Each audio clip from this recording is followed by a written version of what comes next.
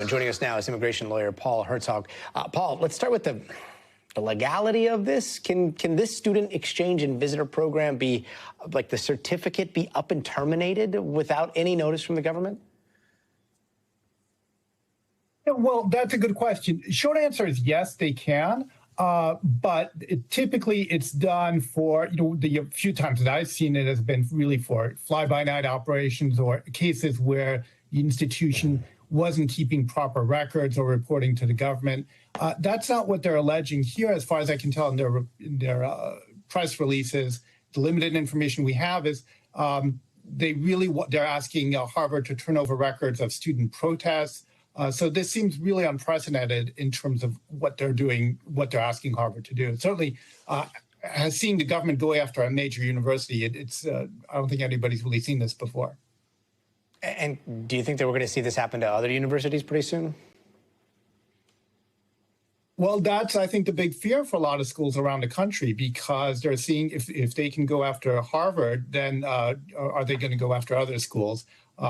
Because certainly the administration seems really bent and has a political agenda that they're trying to force on schools. And they're using the threat of yanking authority to admit foreign students as part of that leverage. And, what the big concern, though, I think, is this message that's being sent to students and people around the world. Harvard is one of these famous American brand names, if you will, like Disney.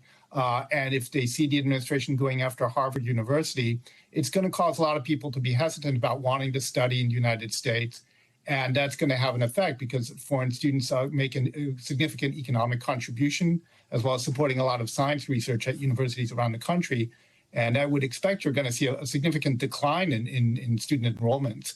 Certainly the news that the administration is going after Harvard in this way is big news around the world right now. And there's headlines, and then there's the intended consequences of those headlines. You throw this down, and then, there's a chilling effect, which seems to be what the intention is. But then there's also like the legality of it. Like there will be lawsuits over this. It'll all go to court. When it comes to, it just all seems asymmetrical right now. If the Trump administration decides to do this, all of a sudden institutions have to mount like a sizable legal challenge here.